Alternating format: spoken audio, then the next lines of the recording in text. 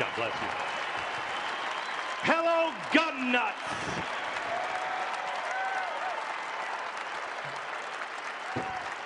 Oh, no. I hate these things. No. Some of us can do this from our head. Welcome, and thank you so much for the kind welcome I have received today.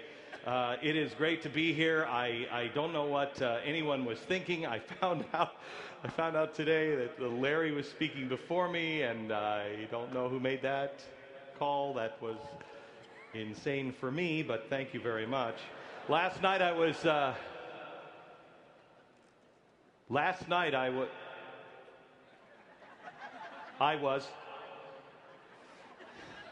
to throw it, what? Supercalifragilisticexpialidocious. No! You're just doing blah, blah, blah, blah, blah, blah. Last night I was in Lancaster, Pennsylvania, and yay, the Amish! Do we have any Amish here? And it was, I had to follow, I followed this child who must have been about 7 and adorable and far smarter than me, and her little brother, I'm not kidding, her little brother ran out when they introduced me, and he took a hammer and he rang a replica of the Liberty Bell, and I walked out and I'm like, holy, how am I following that? And tonight it's Larry the Cable Guy. I feel bad for Wayne LaPierre because he asked me to speak tonight about 2 years ago when he thought I'd still be somebody. I know at some point this year he's like, holy crap, he's on the internet now? Let's get the thing that, I don't know, should be said right away. Let's get it out. Who I endorse for President of the United States? My shoe. Anyone but Barack Obama, including my shoe.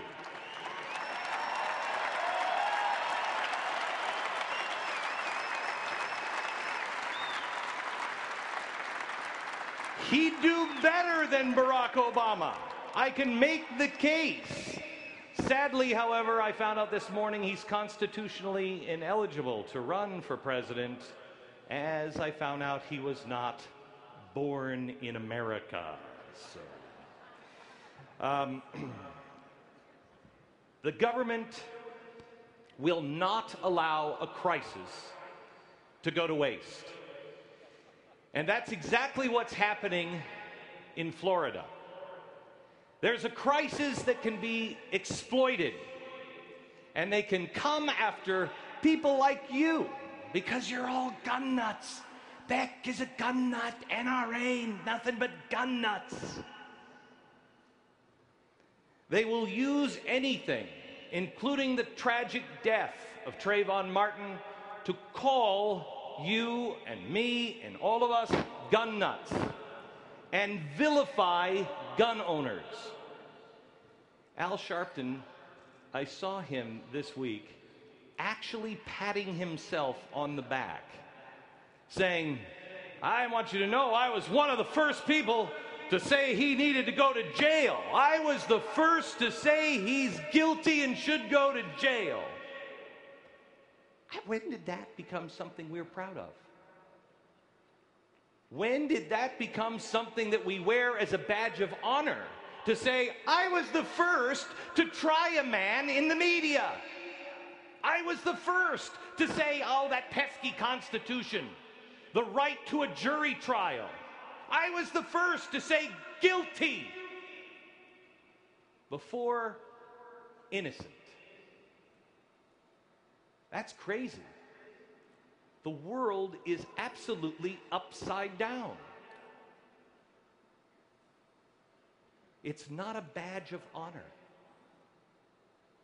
It's a sign of what is coming our way. I mean, it's pretty hard because, I mean, honestly, Al Sharpton. I mean, he was also the first to call for the conviction of 6 innocent people with Tawana Brawley. He was also the first to say, oh, you know what, we should have the people in jail. One of the first to say, get the Duke lacrosse team, they're guilty. You know, a lot of people on the left, they're always the ones that stand up and say they're worried that there might be some innocent people on death row. Well, let me address those people right now. If you're worried about it, the first thing you should do is stop listening to Al Sharpton, because he seems to be one of the first to always be wrong. I don't know if Zimmerman is guilty, and nobody in this room knows if he is guilty. We weren't there, but neither was Al Sharpton.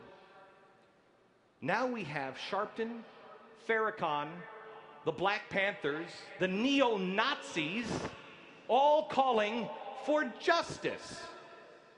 Excuse me? We're going to get justice from the Black Panthers and the neo-Nazis? Americans should be calling for reason, for truth, for justice in a court of law. We are a nation of laws and not men. And can somebody tell me this? Where is the president and the DOJ on this one? Where are they? Suddenly absent. Do you remember when all of a sudden they decided it was a good idea to hold terror trials of some of the worst terrorists in New York City? Anybody remember their excuse? They said it was important to try them there. It was important, it was vital to show the world how great our justice system is. Where are they now defending that great American justice system? Nowhere. Let the world see the American justice system. It works. But the media will spin it every single time. I saw something coming from the NRA yesterday where Chris Cox was giving a speech and he showed the video of Eric Holder, where Eric Holder is saying, you know what we need to do? We just need to use all kinds of propaganda, and we need to, hypnotize or something. What was it?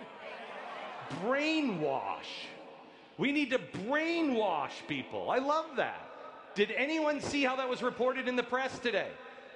It was reported in the press that Chris got up and showed a video allegedly where Holder was saying brainwashed. Allegedly? What? Was that a Muppet of Eric Holder up there? I'm pretty sure that's what it was. They will say whatever they want to say. The media is out of control and not a source of truth.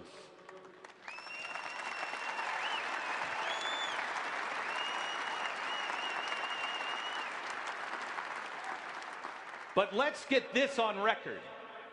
If Zimmerman is guilty, if he is a guy who used a gun illegally or irresponsibly, there's no one in America that wants that man behind bars more than the law-abiding citizens of the NRA.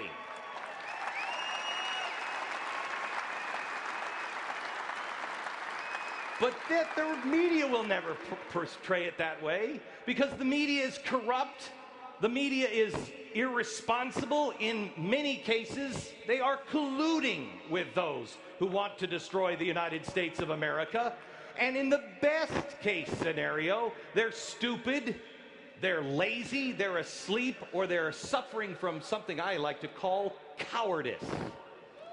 But the media is not telling you the truth. That's why we started gbtv.com, and I just like to throw that in real quick in case anybody would like to subscribe. I mean, you could subscribe. It's only $5 a month. I mean, You greedy, selfish, rich 1% gun-toting hate-monger bastards.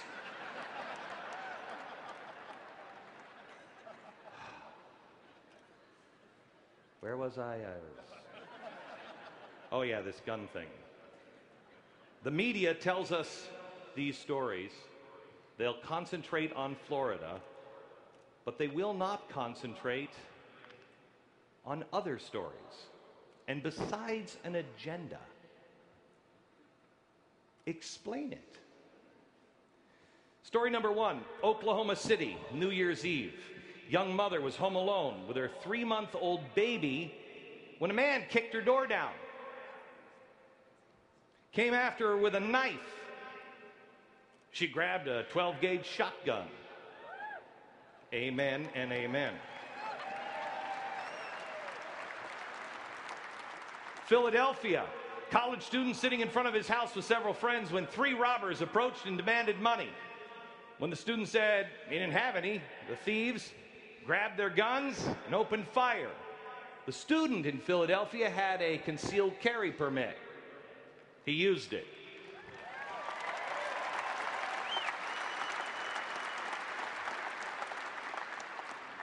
The suspect, one of the thieves, went to the hospital, then to jail. In Duluth, Georgia, a woman was getting out of the shower when she was met by a strange man with a kitchen knife.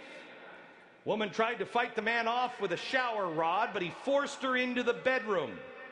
She told the attacker that she had money in the room, but instead grabbed her .22 and shot him 9 times. Oh, look at you, you hate mongers. Don't you care what happened to him at all? You hate... I'm disappointed in you. First of all, she lied to him. She said she had money, and she grabbed a gun. In Albany, Georgia, January 6th, the woman walked into her office, found herself in a fight with a man brandishing a butcher knife. Okay, first of all, we got to stop talking about guns. Look how many butcher knives are popping up. Then another guy comes in. She's fighting this guy off who's got a butcher knife, and another guy comes in with a gun. Now, I don't know if those two are working together, or they're like, oh, crap, this house is already taken. She decided she was going to just reach into her drawer and grab her gun, and she shot them. Amen. Pittsburgh, January 4th, a teenager thought it would be easy to rob a double amputee in the neighborhood in Pittsburgh. Teen fired 2 shots through a window, then attempted to enter the apartment. Much to his surprise, the double amputee still had hands and a gun. And finally, one more story that the press refuses to report. Florida. An ex-convict barged into a former beauty queen's home, grabbed the 110-pound woman, the story said around her nose and mouth, I don't know how that works exactly, and then took her and dragged her to the upstairs bedroom. Her fiancé woke up. He started to attack the attacker. He was losing. It gave her enough time to scramble and grab her .38. She had grabbed her .38 special, shot him several times. He's dead today.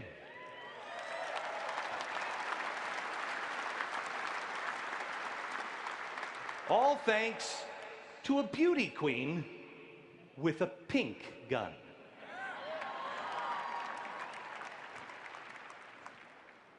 There is real trouble because the media is not showing the truth.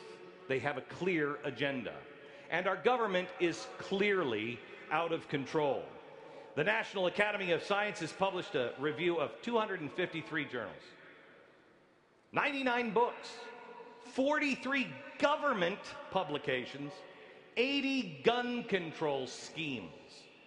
They tried to find which laws are really helping out on violent crime, suicide, or accidents. Take a guess. Out of 253 journals, 99 books, 43 government publications, 80 gun control schemes. The number of programs and laws that actually help, 0. Nobody reports anywhere when somebody saves a life or stops a crime because they're a responsible citizen with a gun. But the chance of you getting killed or hurt by a gun in the hands of a responsible citizen, 1 in a million. 1 in a million. The chance of you dying at the hands of your pool is 1 in 11,000. Why aren't we regulating the pools? Oh, that's right. We now are. Regulation is coming our way. Nobody is going to, they're not going to get rid of the Second Amendment. That's too obvious. The name that everyone in this room should study and watch and learn and be alert is Cass Sunstein, the most dangerous man in the government today, because he's the guy who goes in the back door through regulation. He's waited his whole life for this moment. He's a regulator. They're not going to take your gun away from you. They'll just make sure it's impossible for you to buy another one. Impossible for you to own a bullet, buy a bullet, shoot it anywhere.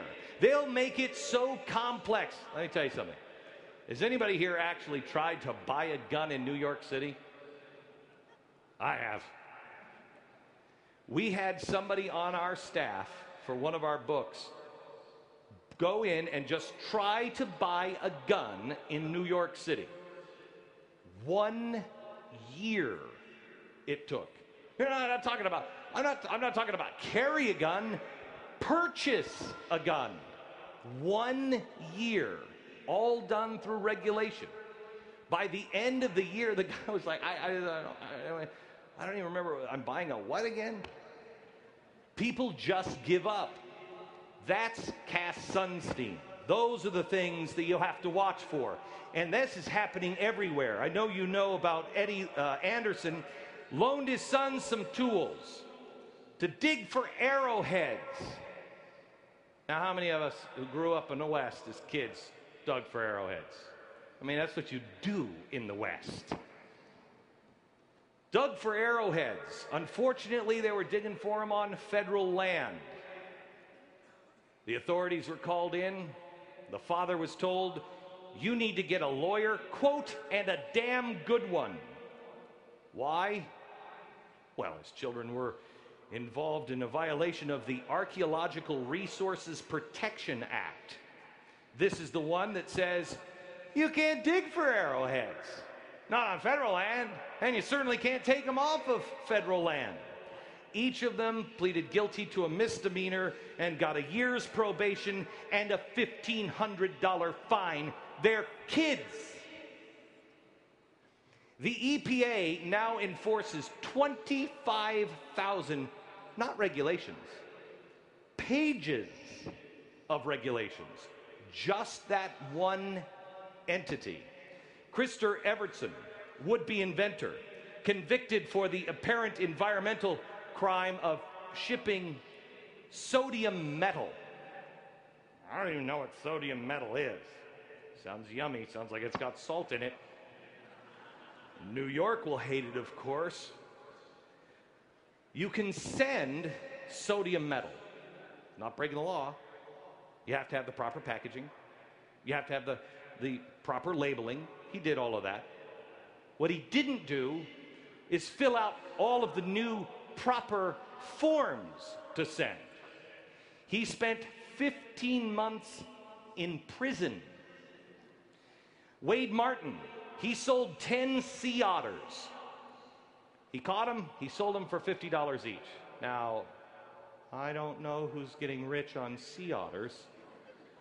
You're allowed to sell sea otters, but the Marine Mammal Protection Act says you can only sell sea otters to native Alaskans. Okay, he did that. He thought, except he was selling it to an Alaskan, not a native Alaskan. Therefore, he just received 2 years probation and a $1,000 fine. And then there's this one, Morgan Mock. She was raided by agents, I love this, raided by agents from the National Oceanic and Atmospheric Administration. Aren't those the weather people? Aren't those the people like, and a tornado is coming your way? They apparently now have guns. She was raided by agents of NOAA. They came in with assault rifles. The weather people. Because they found out that she had some coral.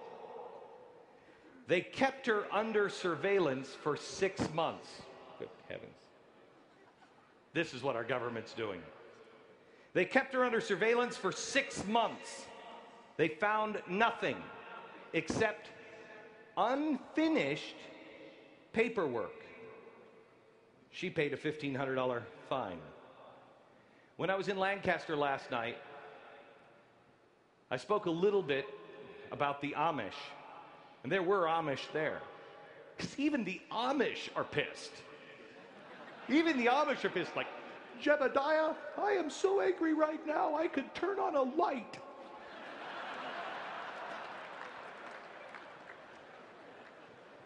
This government spent a year undercover with the Amish. What's their crime? Unhomogenized, unpasteurized milk. Not kidding you. It gets worse from here. They were shipping it across state lines. Somebody else had unpasteurized milk in New Jersey that came from Pennsylvania Amish cows. Oh, Jebediah, if we had a switch right now, I'd be going click, click, click, click, click, click, click, I'm that mad.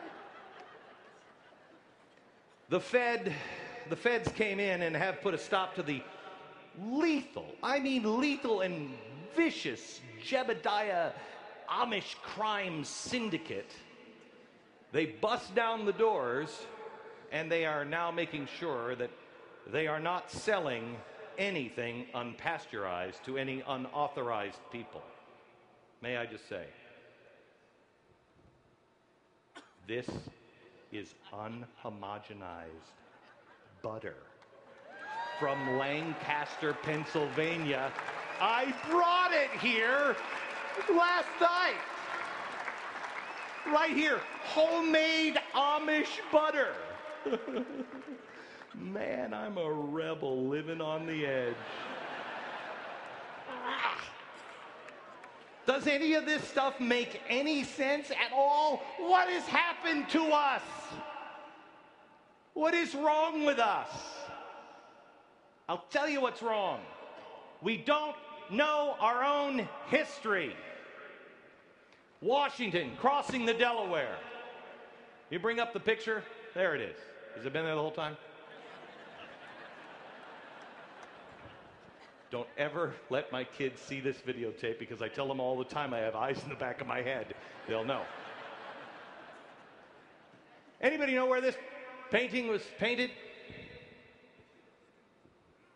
You know? No? Don't scold them like that. It was painted in Germany. Anybody know where it hangs today? It's supposed to actually be in the Metropolitan Museum of Art, but I'm not kidding you. Before I left New York, I wanted to take my kids to show them this painting. It's beautiful. It's enormous. And I went to the Met, and I'm walking around. The rest of the crap, oh, look, it's a giant painting of blue. And there's a big red blob.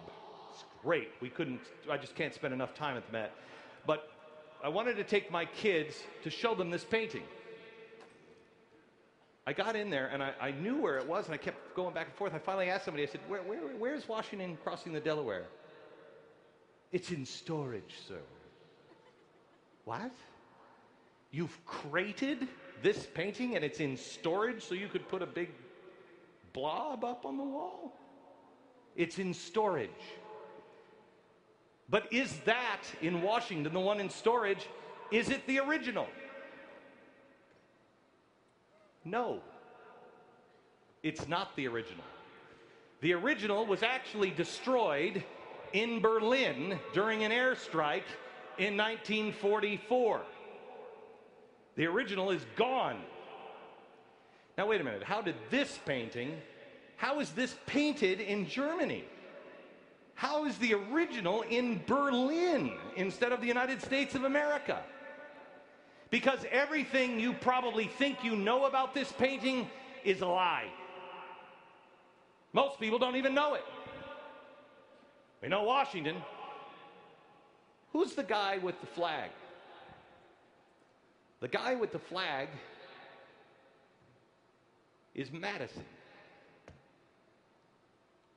A later hero, Madison. Who's this? That's a woman. Do you even know that was a woman?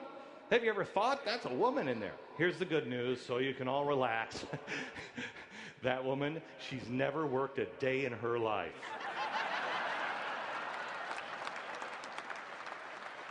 She's like, this is the first time I've ever been in one of these boat thingies. What is this? I'm so stupid. I'm a woman. Here she is, a woman. This is a Scot. He's about to say, I need more time, Captain. See the guy with the hat back there? That's an African American. See the guy, this guy right here? That's a Native American. Wait a minute. Wait a minute. I know an African American, a woman, a Native American, a Scot, outdoorsman. What is this story telling? This painting was painted around 1850. And it was painted by a German who had lived here in America for a while. It was inspired by something that happened February 23rd, 1848. It was called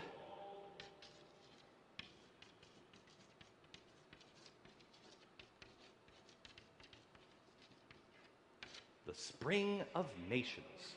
Wait a minute, maybe this is starting to sound like something we should pay attention to. The Spring of Nations. What? I know we're in the Arab Spring. We're headed for the American Spring. That's what I hear from Occupy Wall Street. We're headed for the Arab Spring. What is the Spring of Nations that started February 23rd, 1848? And how does it relate to this picture? And what should history tell us? What should we learn? What is this gigantic painting that used to sit across the other side of the world? What is it screaming to America right now? What is it saying? Sorry I made the kids cry.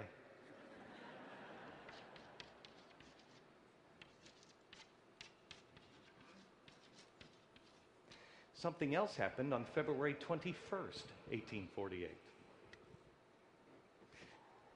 The Spring of Nations, the war started, revolution swept all of Europe, 1848. 2 days before, somebody who had been writing a lot of pamphlets and stirring up trouble, grinding things down, stirring up as much trouble as he could in any country where he could gain a foothold.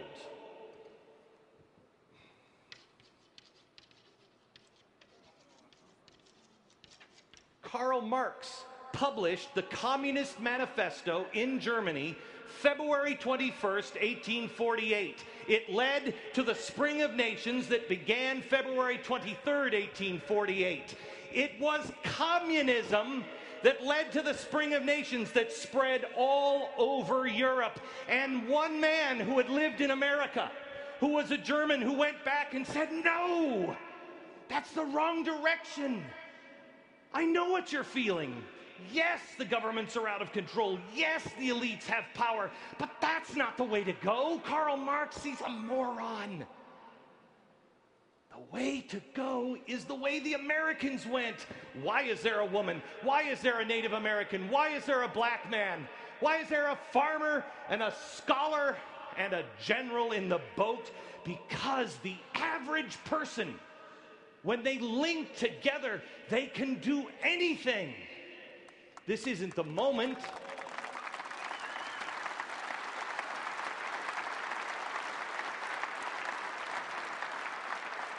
Think of how controversial this painting was. Where were they headed? Where were they headed? They were headed the very next morning going to defeat the Hessians. Germans saying, look at this amazing moment. It's not the moment that turned everything, the moment where they defeated the Hessians. That wasn't the moment that they're extolling here, because America is never about the finished product. It's about the journey. It's about the process. It's about being what we are. People who gather together, each of us with different skills, different backgrounds, and coming together and doing the right thing. We are headed for another spring of nations. History is crying out. Everywhere, it is telling us, it ain't that hard, guys. The answer is not that hard. What did George Washington do before we fought the war? He called for a national day of prayer and fasting. I am convinced that we are a land of a covenant people, that we are a land of people who had betrayed and broken that covenant. We made a promise to God. We would do as he told us to do. We would be pure, we would be decent. He would be our God and we would be his people, and we have broken that. George Washington called for a day. It was May 17th that he called for a day of fasting and prayer, and to beg God Almighty to protect this nation and this cause. I suggest we do the same thing this May 17th. We beg God to protect this nation and his cause. Go home and tell your preachers and your pastors and your rabbis. Tell them, say it from the pulpit. Beg God for his protection.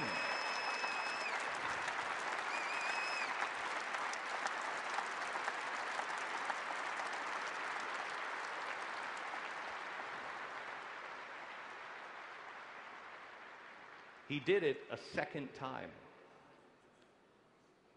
He did it again in July.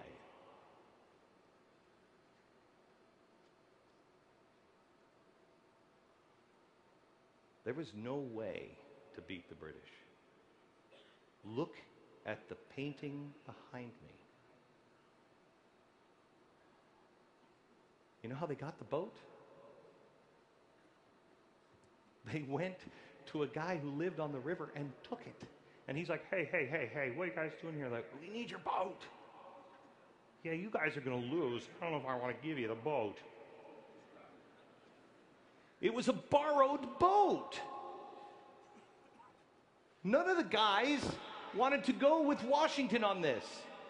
They had lost every battle. George Washington stunk on ice. He was a bad general. I mean, let's give him credit. He didn't want to be the commander-in-chief. He begged them not to. In fact, when they were discussing it, just so he could make more people comfortable with them bad-mouthing him, he excused himself from the conversation and said, you guys talk about this, because I really think this is a really bad idea, and left. And he lost time and time and time again. but he begged God. It's why he is the indispensable man. Because he knew he had to be a man of honor at all times. There was no room for error. Because if you're going to beat the most powerful army and navy on earth, and you're going to do it with borrowed boats and a bunch of farmers, you need something in your back pocket, and the only thing that will do it is God. If you want to beat Barack Obama and the things that we have coming our way, let's have God in our back pocket.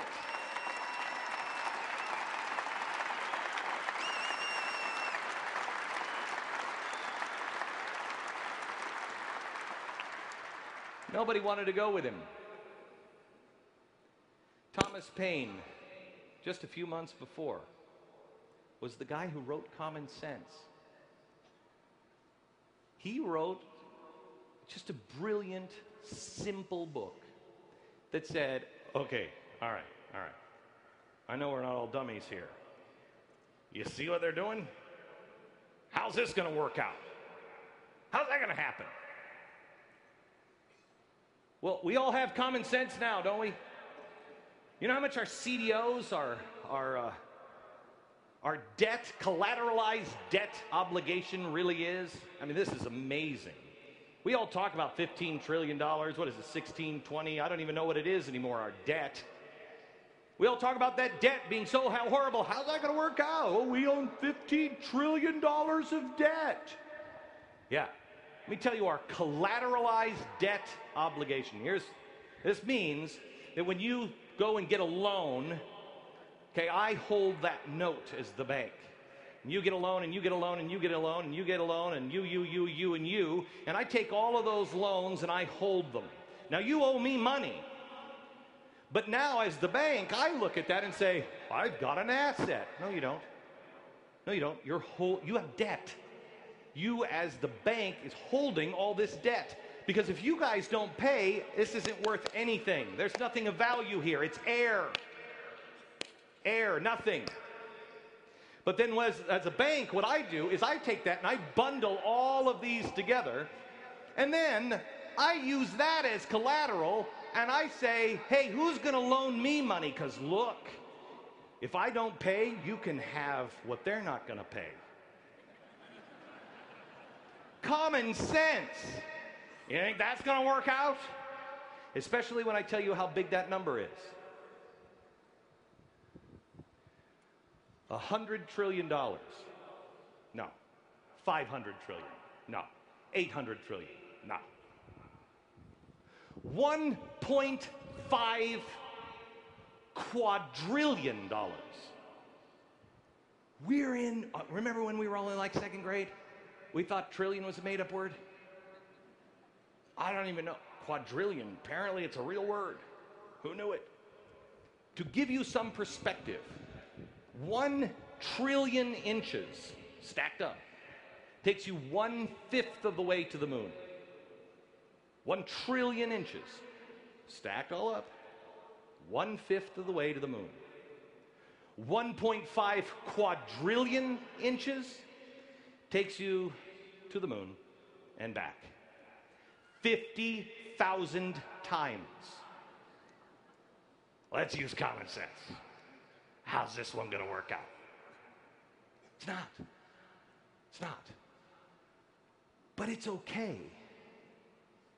Now, Thomas Paine was the one who wrote Common Sense, which then led to the Declaration of Independence and everybody going, yeah, we should do this because it doesn't make any sense. What they're doing in England doesn't make sense to us. And so they got him into the boat. Sorry, it got them to the shore, not to the boat. What got them into the boat? What got them into the boat was the same guy. Here's Washington, he's losing all the way. The cowards in Philadelphia, the politicians, they had already run. Washington was now on their side of the Delaware. He was coming from New York. He was just losing battle after battle after battle after battle. He finally crosses the Delaware. He gets there to the other side, on the Pennsylvania side, and he's standing there and he's like, whew, okay, all right, let's regroup here for a second. They've only got 2,000 people left. That's it. 20,000 is where he started in July. 2,000 left. It's now Christmas. Thomas Paine is with another regiment, and he's listening to the fife and drum as he's walking in the mud. And he realizes, now we're in trouble. Oh, you think it was tough when you wanted to declare war on those guys? You think that was tough when you said, we're going to break away? And as he's listening to the fife and drum, all he can think is, these are the times that try men's souls. These are the times that try men's souls. Not then, not last summer, now. Sunshine patriots, where are ya? You thought it was great. Everybody was having a party. Oh, we're going to be free. We're getting our butts handed to us. These are the times that try men's souls. Will you stand or not?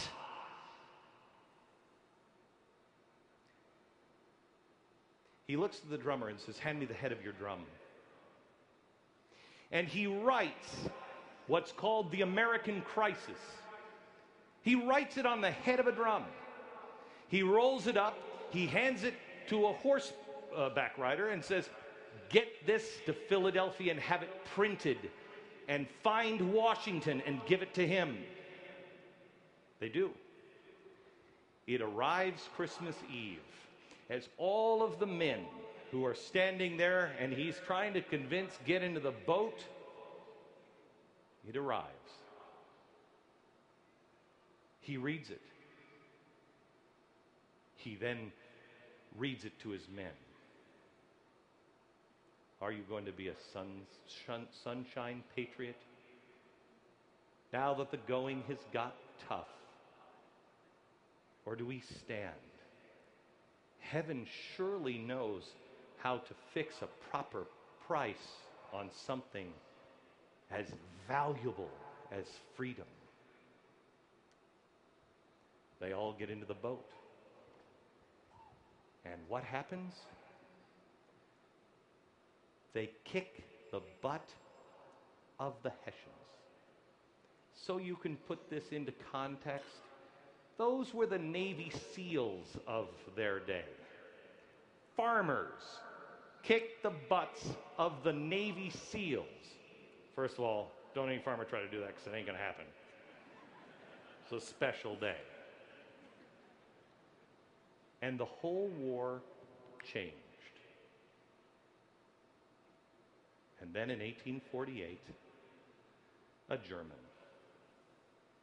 sees Karl Marx, sees these agitators in the streets, sees these men and women going down insane ways. He's a Tea Partier. He's the first Tea Party guy in Germany. And he says, look what can be done. And he starts a German Tea Party, a force against Karl Marx.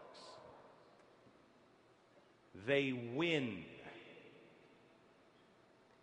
You tell me what famous painting came out of 1848, 1850, came out of the spring of nations, a political statement. Tell me what's lasted and has inspired more people than that. The solutions that we need are right in front of us. We need to find a leader, and I got news for you. I mean, Wayne should have known something about, reconsidering asking me to speak when I first said, I think we should all look at Michelle Bachmann, and like 15 minutes later, she drops out of the race. And then I'm like, Rick Santorum is a really good guy. And then like last week, he drops out of the race. We have Mitt Romney. Mitt Romney's our guy. Now, let me tell you something. Haven't been a Mitt Romney fan, but let me tell you something. I've done a lot of research. Now that we come up to this, and I've looked into his past, I've looked into all of his policies, I've looked into everything I could possibly find on Mitt Romney to see if there's something I can really get my arms around and say, yes, the American people need to know this, and here it is. Mitt Romney is my guy because Mitt Romney's not a communist. What do you say? I know that's a pretty low bar, but I'm willing to take that low bar. What do you say we make sure no Marxists or communists or revolutionaries are in the White House next year?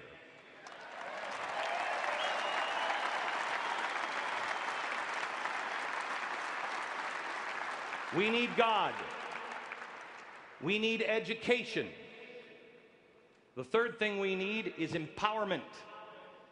Empowerment. You're a powerful group. The NRA is a powerful group. But this is not a job for groups alone. This is for individuals. Each individual had to take the step and get into the boat. Are you in or are you out? There are no spectators this time around. Most groups, believe it or not, conservative groups, have anywhere between 10 and 30% of each conservative organization that is not registered to vote. Imagine, in fact, I want you to ask, I want you to look at the person next to you and ask them, are you registered to vote?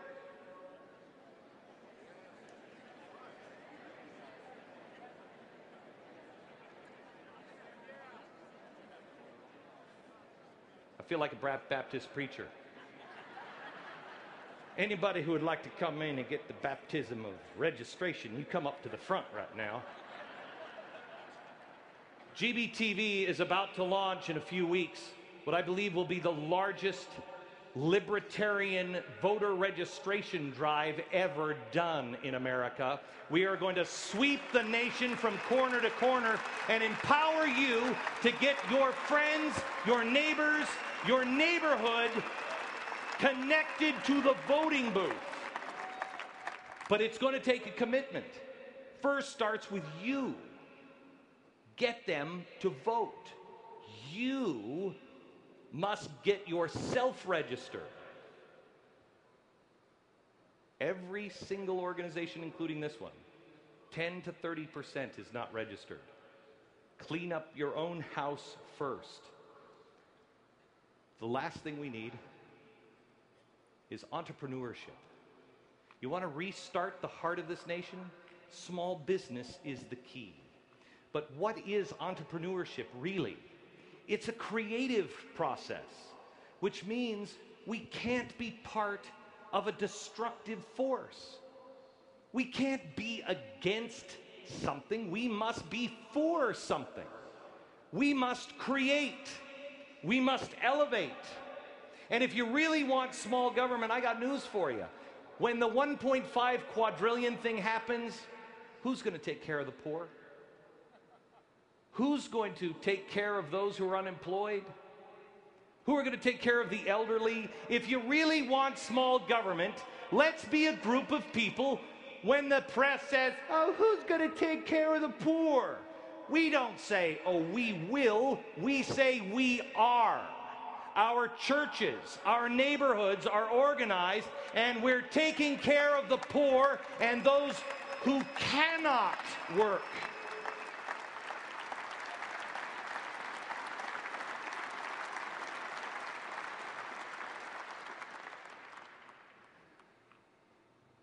Barack Obama's winning slogan was, yes, we can. That's the dumbest damn slogan I've ever heard. Because that was the thing that I always got in trouble for at home. When I was a kid, Glenn, you gonna clean up your room? Yeah, I'll do that. I can do that. Yeah, I can do that. Don't tell me what you can do. Will you do it? Will you do it? Yes, we can. What a bunch of crap that is.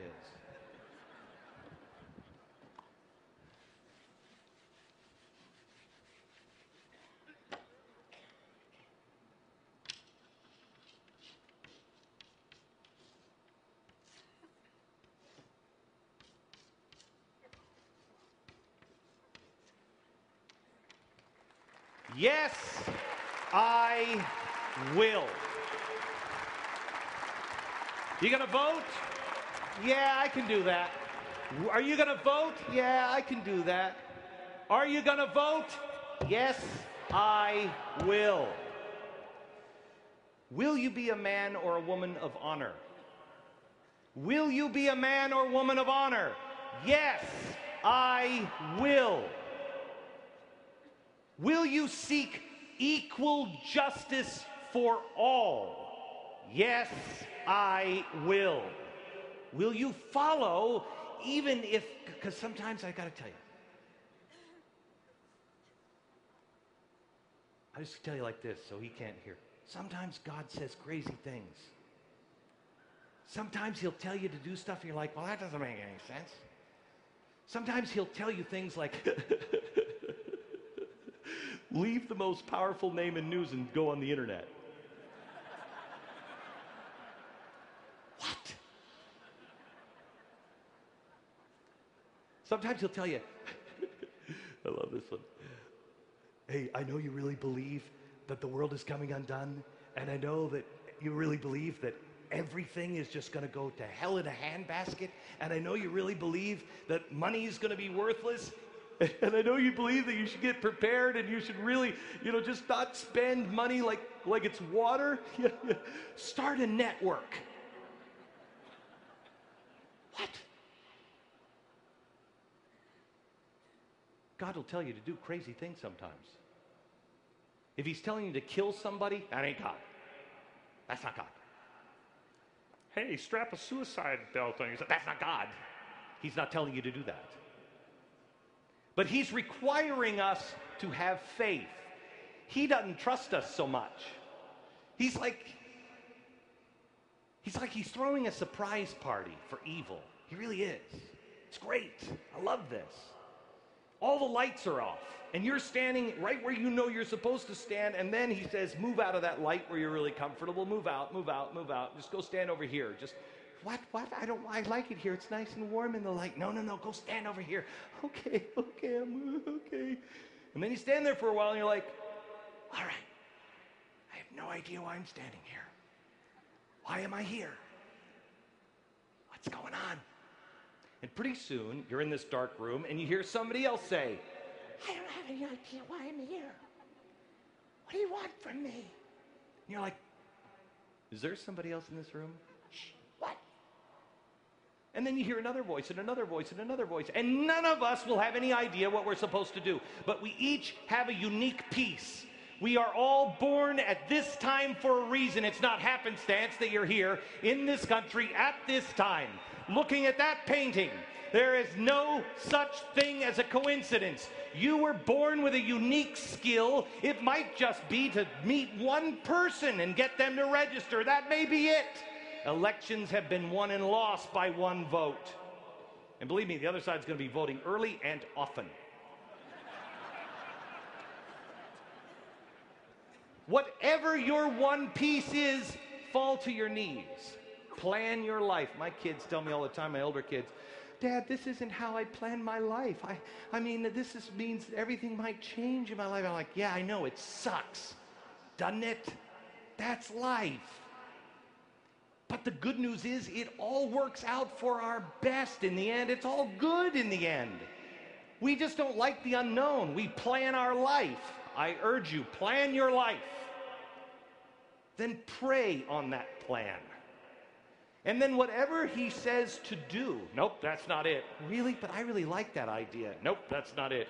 Okay, really? Because maybe I didn't explain this. This is a great plan, God. No.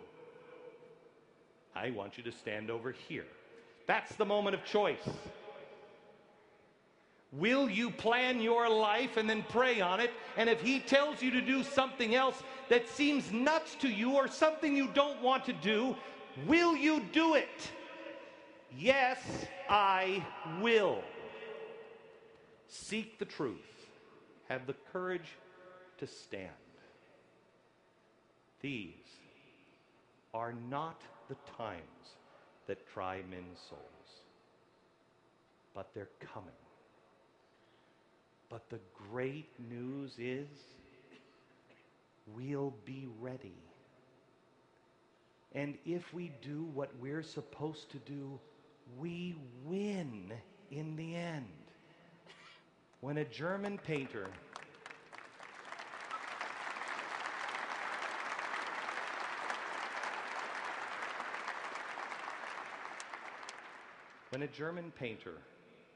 saw the whole of Europe burst into flames and crazy radical ideas spill out into a book called the Communist Manifesto that makes no sense whatsoever, and everything was stacked against, he took out a giant piece of canvas, not knowing if it would make any difference at all, and he painted this. They won the American Revolution, the Spring of Nations, and let this inspire us again to move forward. All of us in the boat, all of us there by choice, all of us rowing in the same direction, all of us doing one thing: relying on the protection of divine providence and mutually pledging to each other our lives, our fortunes, and our sacred honor, so we will yet again win and restore the honor, the integrity, and dare I say it, the exceptionalism of the United States of America. Thank you.